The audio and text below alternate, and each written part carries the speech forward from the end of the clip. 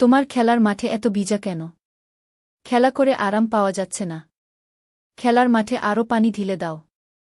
আহ লাগছে সোনা, ছাড়ো আমাকে, কেউ দেখে ফেলবে। হ্যালো বন্ধুরা, আমি তোমাদের মিঠাই দিদি। কেমন আছো তোমরা সবাই? আশা করি অনেক অনেক ভালোই আছো। আর তোমাদের ভালোবাসায় আমিও অনেক ভালো আছি, কারণ তোমরা আমাকে যে পরিমাণে ভালোবাসা দিয়েছ এবং সাপোর্ট দিয়েছ তা আমি কোনোদিন ভুলতে পারব না। তাই তোমাদেরকে মজা দেওয়ার জন্য আবারও একটি নতুন গল্প নিয়ে হাজির হলাম। গল্পটি শোনার মতো, আশা করি তোমাদের দাঁড়িয়ে যাবে এবং তোমরা হাতের কাজ করতে সবাই হেডফোন নিয়ে বসে যাও। যদি আমার গল্প শুনে মজা পাও তাহলে অবশ্যই আমার চ্যানেলটি সাবস্ক্রাইব করবে। তো চলো বন্ধুরা, আমরা কথা না বাড়িয়ে আসল গল্পে চলে যাই। আমি মেয়ে সেজে 5 বছর পর্যন্ত মেয়েদের ম্যাসাজ করতে থাকি, কিন্তু কেউ বুঝতে পারত না আমি একজন পুরুষ। একদিন একটা ধনী মহিলা আমাকে দিয়ে ম্যাসাজ করায়, আর সে আমাকে নিজের বাড়িতে সারা জীবনের জন্য রেখে দেয়। আর রোজ সে আমাকে দিয়ে ম্যাসাজ করাত। একদিন আমি ম্যাসাজ করছিলাম, তখন আমার শরীরের উপরে তেল পড়ে যায়। সেই মহিলা আমাকে তার পোশাক দেয় আর বলে, পোশাকটা পরিবর্তন করে নাও। আমি ভয় পেয়ে যাই। যখন আমি তার সামনে পোশাক পরিবর্তন করছিলাম, তখন আমার পায়ের তলার মাটি সরে যায়। কারণ আমি গরিব মানুষ ছিলাম। ইন্টারমিডিয়েট পরীক্ষা দেওয়ার পর আমি চাকরির খোঁজ করতে শুরু করি, কারণ আর পড়াশোনার জন্য আমার কাছে কোনো টাকা ছিল না। আমি কোনো চাকরি খুঁজে পাচ্ছিলাম না, আর তার সব থেকে বড় কারণ আমার ব্যবহার, স্বভাব। আমি তো তৃতীয় মহিলা ছিলাম না, আমি পুরোপুরি একটা ছেলে ছিলাম। কিন্তু তাও না জানি কেন আমার কণ্ঠের আওয়াজ মেয়েদের মতো ছিল, আর আমার হাত পা ও মেয়েদের মতো ছিল। আমার হাত পায়ের গঠন দেখে আমার বন্ধুরা আমাকে সুন্দরী বলে ডাকত। কোনো লোক তো মনে করত আমি হয়তো তৃতীয় মহিলার কেউ। এমনকি আমার বাড়ির লোকেরাও এমনটা ভাবত। কিন্তু আমি একজন পুরুষ ছিলাম। কিন্তু না জানি কেন আমার হাত পা এমন ছিল, আর আওয়াজ ও কিছুটা মেয়েদের মতো ছিল। আমি যেখানেই কাজের জন্য যেতাম কেউই আমাকে কাজ দিত না। সবাই আমাকে তৃতীয় মহিলা মনে করে তাড়িয়ে দিত। কেউ আমার কথা বিশ্বাসই করত না যে আমি একজন ছেলে। যদি আমি সত্যি তৃতীয় মহিলা হতাম তাহলে সেটা আলাদা কথা ছিল, কিন্তু আমি তো সে রকম ছিলাম না যেরকম এই সমাজ আমাকে ভাবত। আমার বাড়িতে পয়সার অভাব ছিল, আমার বাড়ির লোক ও আমাকে অনেক বিরক্ত করত। তারাও আমাকে ঘৃণা করত, কারণ তারাও আমাকে অদ্ভুত মনে করত। আমার মা বলতো, তোমাকে না মেয়ের মতো দেখতে না ছেলের মতো। তোমাকে দেখতে যদি ছেলের মতো হতো তবে তুমি এতদিনে চাকরি পেয়ে যেতে, আর আমাদের সংসার চলে যেত। কিন্তু তুমি তো অদ্ভুত। এরকম আর কেউ নয়, আমার নিজের মাই আমাকে বলত। যখন পৃথিবীতে সবাই ছেড়ে চলে যায় তো তার মা তার পাশে থাকে, কারণ মা তো মাই হয়। কিন্তু সেই আমাকে ভুল বুঝত। সময় এইভাবেই পার হতে থাকে আর আমার বয়স 22 বছর হয়ে যায়। আমি অনেক চিন্তায় থাকতাম, আর সেই চিন্তার জন্যই আমি আমার বাড়ি ছেড়ে দিই আর অন্য শহরে চলে আসি। কিন্তু অন্য শহরে এসেও আমাকে চাকরির জন্য বকা খেতে হয়, কিন্তু আমি কোথাও চাকরি পাই না। তারপর আমাকে একটা লোক ভরসা দেয় যার একটা মেসেজ স্টোর ছিল, আর সে ছেলেদের ম্যাসাজ করত। সে আমাকে বলে, তুমি এখানে কাজ করো। আমি তার স্টোরে কাজ করা শুরু করি, কিন্তু সেখানেও সবাই আমাকে তৃতীয় মহিলা ভেবে আমাকে নিয়ে মজা করা শুরু করে। তার মধ্যে তো একজন আমাকে বিরক্ত করার কোনো সুযোগই ছাড়ত না। সেখানে আমার সহ্যের সীমা পার হয়ে যায়, আর আমি সেই স্টোর ছেড়ে দিই। তখন আমি ভাবি, সমাজ যখন আমাকে মেয়েই মনে করে তখন আমি মেয়ে হয়ে যাব। আমি নিজেকে ছেলে হিসেবে প্রমাণ করার অনেক চেষ্টা করি, কিন্তু আমি হেরে যাই। তখন আমি নতুন রাস্তার কথা ভাবি। আমি একটা মুখোশ কিনি, আর মুখোশ পরে পুরোপুরি মেয়েদের মতো সেজে ফেলি। তারপরে আমি কাজ খোঁজা শুরু করি, আর হঠাৎ আমি কাজ পেয়ে যাই। একটা দোকানের মালিক আমাকে কাজে রেখে দেয়। সে বলে, তোমাকে দেখতে নিশ্চয়ই খুব সুন্দর হবে। যদি তুমি মুখোশ খুলে ফেলো তবে আমার দোকানে অনেক বেশি লোক আসবে। তখন আমি বলি যে আমি মুখ লুকিয়ে থাকি, আমি ইসলাম পালন করি, আমি মুখোশ খুলতে পারবো না। কিছুদিন আমি সেখানে কাজ করি, আর এতে আমার খুব ভালোভাবে দিন চলে যেত। আমি একটা ঘর ভাড়া নিয়েছিলাম। আমি সারা দিন দোকানে বসে থাকতাম। দোকানের লাকে আমাকে অনেক ভরসা দিত। সে আমার উপর এত ভরসা করত যে মাঝে মাঝে আমি অবাক হয়ে যেতাম যে এই লোকটা আমার উপর এতটা কি করে ভরসা করে। সে বহুবার আমাকে মুখোশ সরানোর জন্য বলত, কিন্তু আমি এমন করতাম না, কারণ আমি এরকম করতে পারতাম না। এখানেই আমার সাথে সেটাই হলো, যা ম্যাসাজ। আর এইভাবে আমি তার সব শরীরে ম্যাসাজ করতে শুরু করি। সেই মহিলা অনেক আরাম পাচ্ছিল। সে আমাকে বলে যে তুমি তো অনেক ভালো ম্যাসাজ করতে পারো। আমার তো সব ব্যথা ঠিক হয়ে গেল। তোমার তো ম্যাসাজ স্টোর খোলা উচিত।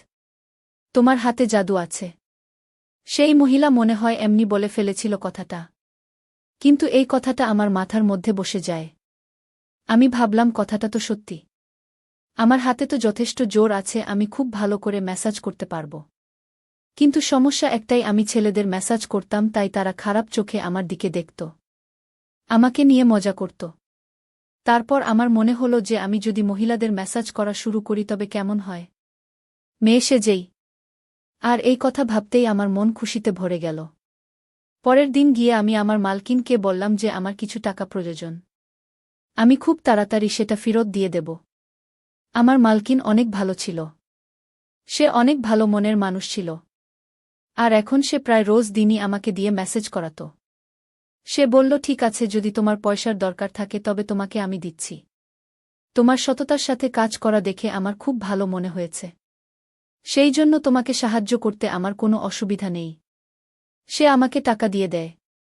আমি সেই টাকা দিয়ে একটা ম্যাসাজ স্টোর খুলি মহিলাদের জন্য। আর ভগবানের কাছে প্রার্থনা করছিলাম যাতে আমার কাজটা ভালো করে চলে, যাতে আমি আমার মালকিনের থেকে নেওয়া টাকা তাড়াতাড়ি ফিরিয়ে দিতে পারি। আমি দিনের বেলা মালকিনের দোকানে কাজ করতাম আর সন্ধ্যা বেলা নিজের ম্যাসাজ স্টোর চালাতাম। সেখানে মহিলারা এসে ম্যাসাজ করাত। আমি মুখোশ পরে থাকতাম। তারা আমাকে এই মুখোশ পরে থাকার কারণ জিজ্ঞাসা করত। তখন আমি বলতাম, আমি মুখোশ পরে থাকতে ভালোবাসি, আমি ইসলাম মানি। আমার হাতের গঠন দেখে কোনো মহিলা সন্দেহ করত না যে আমি আসলে কে। আমি সব সময় ভাবতাম, সৃষ্টিকর্তা আমার হাতগুলো কেন এমন বানিয়েছে? কেন আমার গলার কণ্ঠ মেয়েদের মতো করেছে? কিন্তু আজ আমি বুঝতে পেরেছিলাম, সৃষ্টিকর্তার তৈরি কোনো জিনিসই বিফলে যায় না। আমার হাতটাই একমাত্র এমন ছিল যেটা আমার কাজে এসেছিল। আমার ম্যাসাজ সবাই অনেক পছন্দ করত। সবাই আমার প্রশংসা করত। এইভাবেই আমার স্টোরে লোকজন বেশি বেশি আসতে শুরু করে। যখনই কোনো মহিলা আমার কাছে ম্যাসাজ করাতে আসত, সে গিয়ে অন্য মহিলাকে বলে দিত যে আমার হাতে জাদু আছে। প্রায় বেশিরভাগ সময় এমন মহিলাই আসত যাদের শরীরে কোনো সমস্যা থাকত। আর ম্যাসেজ করার পরে তার সেই সমস্যা ঠিক হয়ে যেত। মহিলারা আমার সামনে পোশাক খুলে দিত। কিন্তু আমি তাদের দিকে দেখতাম না। আমি চোখ বন্ধ করে নিজের কাজ করতাম। তাদেরকে ওইভাবে দেখাটা খারাপ ছিল। আমার কোনো ভুল উদ্দেশ্য ছিল না। আমি কেবলমাত্র বাধ্য ছিলাম। তারপর একদিন অনেক বড় গাড়িতে করে একটা মহিলা আসে, যাকে দেখে অনেক বেশি ধনী মনে হচ্ছিল। আমার কাছে সচরাচর এত ধনী মহিলা আসে না। কিন্তু সেই মহিলাকে দেখে অনেক বেশি ধনী মনে হচ্ছিল আমার। তার গাড়ি, তার পোশাক দেখে স্পষ্ট বোঝা যাচ্ছিল সেটা। সে আমার কাছে এসে আমাকে বলে, আমি তোমার ম্যাসাজের অনেক প্রশংসা শুনেছি। আমার শরীরে অনেক ব্যথা, আমি অনেক কষ্ট পাচ্ছি। কোনো ওষুধ ও কাজ করছে না। আমার ওজন বেশি হওয়ার জন্য আমার শরীরে অনেক ব্যথা করে। সেই জন্য আমি তোমার কাছে মেসেজ করিয়ে দেখতে চাই কোনো কাজ হয় কি না। সেই মহিলা যেমনি হোক না কেন, ধনী মহিলারা এমনই হয়। আমি অনেক সময় ধরে অনেক ভালো করে তাকে ম্যাসাজ করে দিই। সে অনেক আরাম পায়। সে আমার প্রশংসা করে আর চলে যায়। কিন্তু পরের দিন সে আবার আসে আর আমাকে বলে যে আমি তোমাকে নিতে এসেছি। তুমি এখন থেকে আমার বাড়িতে থাকবে। আমি তোমাকে এত টাকা দেব যে তোমার এই স্টোর চালানোর কোনো প্রয়োজন পড়বে না। শুধু আমার অসুবিধা দূর করে দাও। তার কথা শুনে আমি অবাক হয়ে যাই। সে আমাকে এত টাকা দেওয়ার জন্য প্রস্তুত ছিল যে আমাকে আর আলাদা করে স্টোর চালানোর দরকার পড়বে না। মানে আমার ভাগ্য অবশেষে আমার সাথ দিয়েছিল। সারাদিন স্টোরে মেসেজ করার পরিবর্তে আমাকে একটাই মহিলাকে মেসেজ করে দিতে হবে। আর তাতেই আমার সারা মাসের খরচা চলে যাবে। আমি সেই মহিলাকে বলি যে আমি এই স্টোর বন্ধ করতে পারব না, কারণ আমি কারুর থেকে অনেক টাকা ধার নিয়েছি। যতদিন না আমি ধার শোধ করতে পারছি ততদিন আমি স্টোর বন্ধ করতে পারব না। তখন সেই মহিলা বলে, তোমার সব ধার আমি শোধ করে দেব। শুধু তুমি আমার সাথে আমার বাড়িতে চলো।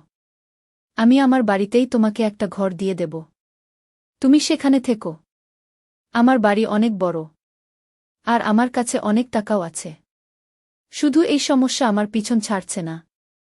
আমি আরও অনেক ম্যাসাজ সেন্টারে গেছিলাম কিন্তু সেখানে সততার সাথে কাজ করে না। তুমি অনেক সততার সাথে কাজ করেছ। তোমার কাজ আমার অনেক পছন্দ হয়েছে। আমি সেই মহিলাকে বলি তুমি রোজ এখানে চলে এসো, আমি তোমার ম্যাসাজ করে দেব। তখন সে বলে তোমার এই ছোট্ট সেন্টারে আসতে আমার ভালো মনে হয় না। আমি অনেক হাই ক্লাস মেইনটেইন করি। যখন আমার বান্ধবীরা জানতে পারবে যে আমি এত ছোট একটা সেন্টারে আসি তখন তারা আমাকে নিয়ে মজা করবে। সেই জন্য আমি রোজ রোজ এখানে আসতে পারব না। তুমি আমার বাড়িতে চলো। আমি সেই মহিলার কথা মেনে নিই। সেই মহিলা আমার সব ধার শোধ করে দেয়। আমার দোকানের মালকিনকে গিয়ে সব পয়সা দিয়ে দেয়। আর আমার স্টোর বন্ধ করে দেয়। আমি ভাবলাম থাকার জন্য যখন আমি এত ভালো একটা জায়গা পাচ্ছি সেই মহিলাকে ম্যাসাজ করে দেওয়ার পরিবর্তে আর একজন মহিলাকেই ম্যাসেজ করে দেওয়ার পরিবর্তে আমি খাবারও পাচ্ছি, তবে সমস্যার কি আছে? আমি খুশি মনে মেনে নিই। সেই মহিলা নিজের সাথে আমাকে তার বাড়িতে নিয়ে যায়। তার বাড়িটা কোনো বড় মহলের থেকে কম ছিল না। সে আমাকে থাকার জন্য একটা ঘর দেয়, যেটা পিছনের দিকে ছিল। কিন্তু সেই ঘরটা আমার জন্য ভালো ছিল আগের ঘরের থেকে। পরিষ্কার ছিল। আর সুন্দর সুন্দর আসবাবপত্রও রাখা ছিল। হয়তো ধনী লোকেদের কাজের মানুষেরাও অনেক আরামে থাকে। বন্ধুরা, আজকের ভিডিওটা এখানেই শেষ করলাম। অনেক কষ্ট করে ভিডিওটি আপনাদের জন্য বানিয়েছি। যদি ভিডিওটি আপনাদের ভালো লেগে থাকে তাহলে একটা লাইক করবেন এবং চ্যানেলটি অবশ্যই সাবস্ক্রাইব করবেন এই আশা ব্যক্ত রেখে আপনাদের কাছ থেকে বিদায় নিচ্ছি আমি। দেখা হবে আগামীকালের নতুন কোনো ভিডিওতে। সে পর্যন্ত সবাই ভালো থাকুন, সুস্থ থাকুন। ধন্যবাদ।